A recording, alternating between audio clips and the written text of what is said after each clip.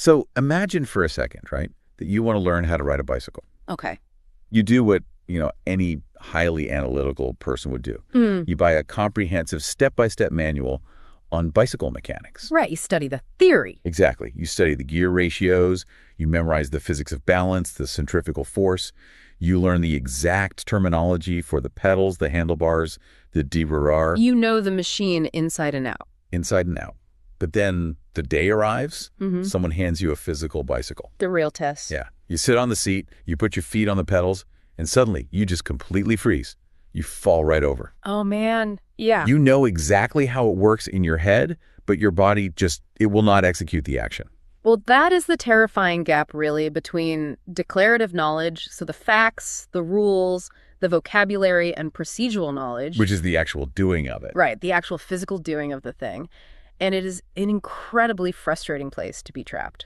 It really is. And that paralyzing gap between knowing the information and actually executing it in real time, that is exactly what we are unpacking in today's deep dive. It's a fascinating topic. It is. We're looking at a case study today shared by the Easy English podcast. It's about a woman named Sofia and a concept they call the weather as a gateway to conversational confidence. Such an interesting way to frame it. Yeah, and I want to say right up front to you, listening to this right now, whether you are actively learning a new language or maybe trying to conquer your dread of awkward networking events, or you just want to understand the hidden mechanics of human connection, we are going to fundamentally reframe how you look at small talk. Oh, absolutely. Because it turns out mastering the absolute simplest, most cliche topic of all, which is the weather, might actually be the hidden master key to complex social interaction. Which sounds totally counterintuitive, right? I mean, we are so conditioned to believe that meaningful connection requires, meaningful topics. Deep topics. You got to sound smart. Exactly. But the psychological mechanics operating underneath a simple, boring conversation about the weather are actually quite profound.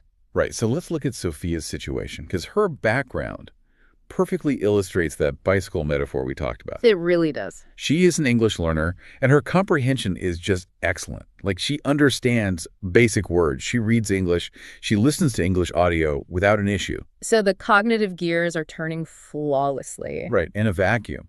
But the very moment another human being actually speaks directly to her in the real world, she is paralyzed by nerves. Yeah, and the case study highlights some very specific everyday scenarios to demonstrate this paralysis. I mean, we aren't talking about high-stakes political debates here. No, not at all. It's just a neighbor walking up and saying, "Nice weather today, isn't it?" Or maybe someone at a bus stop remarks, "It's really hot today." And Sofia's reaction to that is just a smile. Yeah. She stays entirely quiet. She gives nothing back. Right. Now, internally, she is agonizing over this. Her internal monologue during these moments is just a loop of, "I understand, but I don't know how to answer." Which is heartbreaking, really. It is. So let me ask you, if she has the vocabulary, right, and she perfectly understands the grammar, where is the block occurring?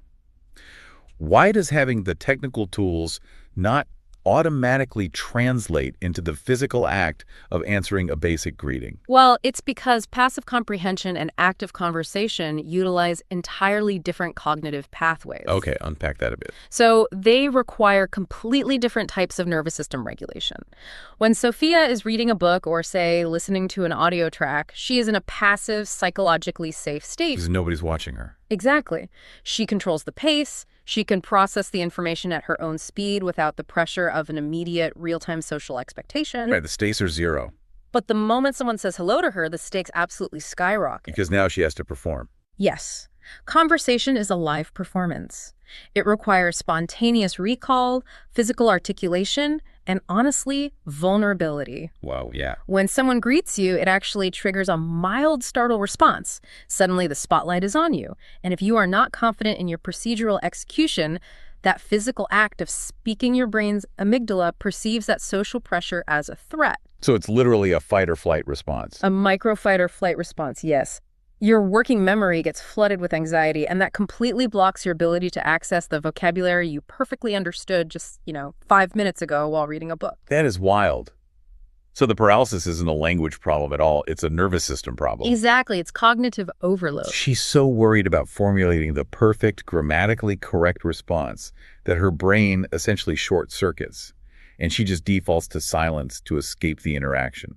That is the core of it. The barrier isn't a lack of linguistic knowledge. It's a lack of conversational confidence. And because she is locked in that internal freeze state, she cannot break out of it using only her intellect. Right. She can't outthink a nervous system response, which means she needs an external catalyst. Someone to pull her out of her own head. Yes. And in this case study, that catalyst arrives in the form of Mark. Ah, Mark. Mark is her incredibly friendly, super talkative neighbor.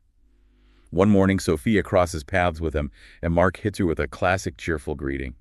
He just says, "Beautiful day today." And Sophia, trapped in her usual freeze response, just gives her silent smile. Right. Now, most people would interpret that silence as a cue to just walk away. Oh, for sure. They might feel awkward or assume she just, doesn't want to talk. But Mark notices the hesitation behind the silence. He doesn't correct her. He doesn't try to force a deeper conversation to draw her out. He does something much smarter. He really does. He gently offers her a very specific, strategic piece of advice. He tells her talking about the weather is a great way to start a conversation. He essentially hands her a conversational life raft. That's a great way to put it. He tells her to keep it simple, and he literally arms her with an arsenal of absolute simplicity. Just a few basic tools. Right, he gives her exactly 4 sentences to use.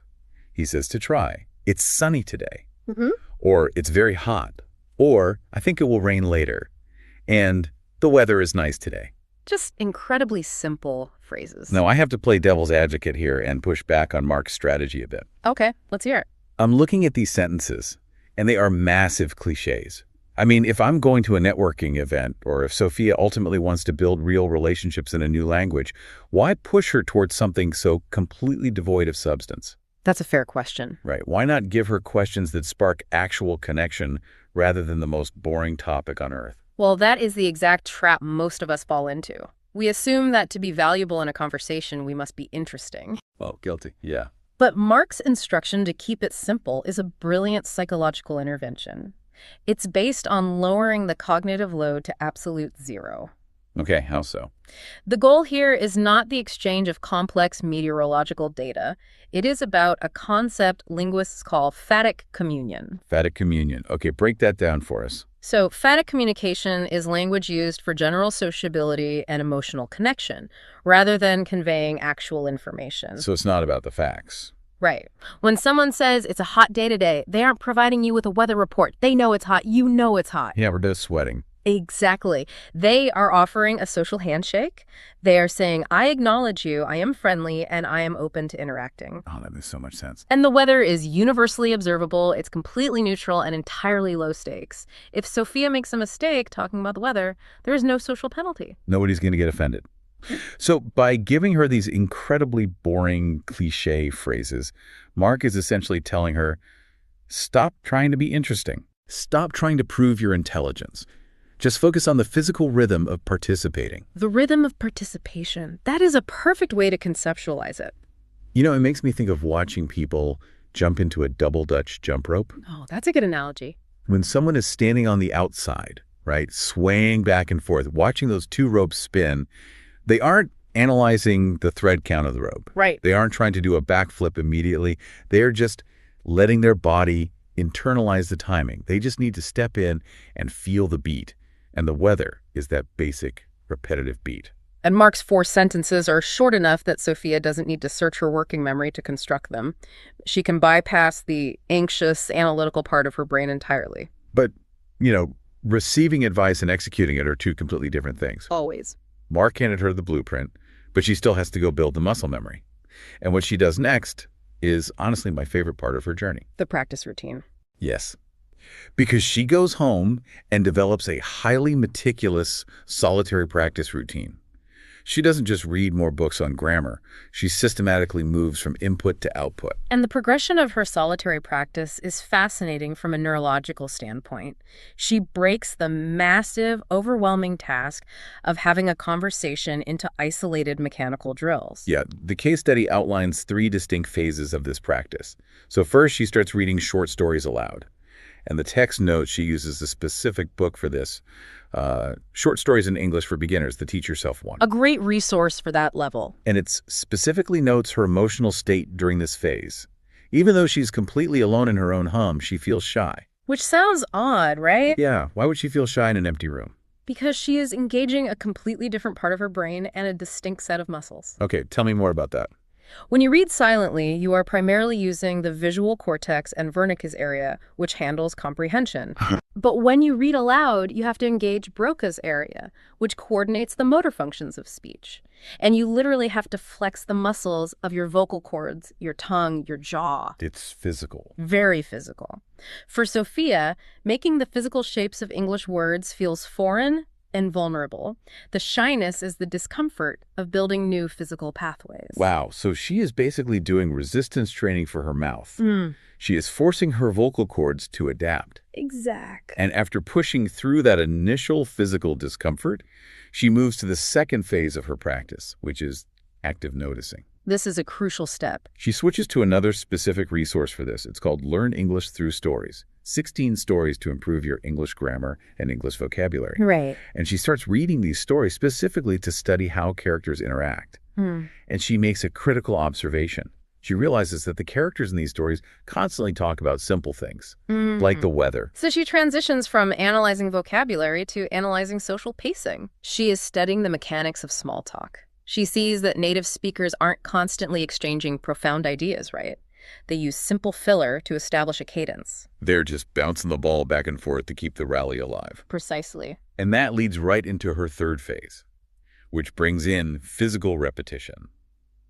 She starts listening to an audio program called Effortless English. Learn to speak English like a native. So now she's hearing real voices. Right, natural conversations. But instead of just passively listening to the flow, she begins physically shadowing the speakers. She repeats the phrases out loud, phrases like, "It's a beautiful day," or "It looks like it might rain." Mimicking the exact tone and speed. Mimicking the tone, the speed, the cadence, all of it. This three-pronged approach is highly strategic. Really is. She moves from reading text aloud to get comfortable with the muscular movements, then to analytically noticing the pacing of small talk, and finally simulating the actual auditory experience of a conversation. By moving from passive observation to active verbalization in a controlled environment, she is training her brain and her vocal cords to work together without that paralyzing interference of social anxiety. You know, it's exactly like an athlete's training montage. Oh, for sure. I mean, a basketball player doesn't start by trying to hit a game-winning shot with 10 seconds left on the clock. No, that would be a disaster. They start with solo drills, just standing at the free throw line, shooting over and over, Yeah. which is Sophia reading out loud. Yes. Then they move to game tape analysis, watching how other players move and pass, which is her noticing the dialogue in the stories. Exactly. And finally, they run simulated scrimmages, which is her repeating the audio program. And the vital mechanism of change here is the physical shift from the internal to the external. The text highlights that she practiced just a little every day. Consistency. Right. Consistency is what cements procedural memory. She is essentially putting her feet on the pedals of the bicycle over and over again while it's safely mounted on a stationary stand in her living room. That's a great image. But of course, the living room is a controlled environment. It is. The real test of muscle memory is when the environment pushes back. Right. Right, when you have to take the bicycle off the stand and actually ride it out onto the street. And that brings us to the climax of this entire journey. Yes, the morning she runs into Mark again. The ultimate test. So the stage is set. She walks outside. She sees Mark, and he smiles and delivers the prompt. He says, "Good morning. It's a hot day today." And the case study provides a very precise, critical physical detail right before she responds. It notes that Sophia takes a deep breath. That breath is everything. It really is. That breath is the gap between her old habit of silence and her new habit of participation. What's happening in her body there? Well, neurologically, a deep breath stimulates the vagus nerve, which signals to the parasympathetic nervous system to calm down. Oh, wow. Yeah, it literally interrupts the fight or flight freeze response. She regulates her nervous system for just a split second. And because she regulated the anxiety, she can finally access the muscle memory she built in her living room. Exactly. She fires back. She says, "Yes, it's really hot today." And Mark smiles, validates her, and says, "Exactly." It's such a triumphant moment. It is. Yeah. But here is where I want to dissect the actual communication happening here. Look at her big, triumphant breakthrough response. She says, yes, it's really hot today. Right. She literally just parroted his exact statement back to him and slapped the word yes on the front of it. Pretty much. So my question is, did she actually communicate anything of substance, or is this just pure mimicry? Does the meaning even matter? Well, on a literal informational level, she communicated absolutely nothing new. Right. They both already knew it was hot. Exactly. But on a sociological level, she communicated everything that matters in human connection. That parroting is actually profound. Really? Yes. By mirroring his statement, she is validating his social offering. She is saying, I am here, I hear you, and I am engaging with you in a shared reality. It's proof of life. Yes, the actual meaning of the words is entirely irrelevant. The victory is the mechanical act of successfully hitting the ping pong ball back over the net. Just keeping the rally going. And because the cognitive load of that specific phrase was so incredibly low, she didn't have to think about grammar or vocabulary at all. She already knew the words. Right. She could focus 100% of her mental energy entirely on overcoming the psychological barrier of simply opening her mouth in front of another person. Which produces a massive internal shift for her. The story notes that after this tiny parroted exchange, Sofia feels genuinely happy. Because for the very first time, she isn't an observer. She is a participant. She finally felt the rhythm of the jump rope. And that small victory creates a profound ripple effect. Her nervous system learns that speaking up does not result in a catastrophic social failure. The threat level drops. Right. And the story details her ongoing progress, noting that day by day, her repertoire expands. She talks about sunny days, rainy days, windy days. Her sentences remain completely simple, but they are clear. And as the anxiety drains from the interaction, her confidence naturally grows. She realizes that mastering this basic, cliché small talk is the ultimate warm-up. It clears out the conversational pipes, so to speak. Totally. Once you prove to yourself that you can survive the opening exchange, the heavier, deeper conversations can eventually follow because you are no longer fighting your own nervous system. The mastery of the simple unlocks the capacity to handle the complex. You don't need complex language or, complex knowledge about a topic to connect with someone. You just need the willingness to participate in the rhythm. That is exactly it. And that is the ultimate takeaway from Sofia's journey today. The manual you memorized is completely useless until you finally agree to just sit on the bicycle and pedal through the absolute simplest, most basic motions. Well said. And that brings us to a direct challenge for you, the listener. The case study leaves us with a very clear directive, and we want to pass it directly to you. The next time you are in an elevator or at a bus stop or maybe waiting for a Zoom meeting to start, and someone makes a completely cliché comment about the weather, do not dismiss it. do not stay silent just because you think it's boring. Recognize it for what it is. It's a social handshake, an invitation to establish a rhythm. Say something simple back. Yeah. Let your brain experience the low-stakes act of connection, because every small sentence is a physical step forward. Absolutely. And we want to leave you with a final thought to mull over today, something that builds on this idea of finding value in the mundane. If mastering the boring, totally cliché topic of the weather is actually the hidden master key to unlocking complex human connection and regulating our social anxiety, it makes you wonder, what other small, seemingly insignificant daily interactions are we actively dismissing or ignoring because we think we are quote-unquote above them? That's a great question. What other basic, boring routines are actually the hidden foundational mechanics for our biggest personal breakthroughs? Keep practicing the simple things, keep jumping into the rhythm, and we'll catch you on the next deep dive.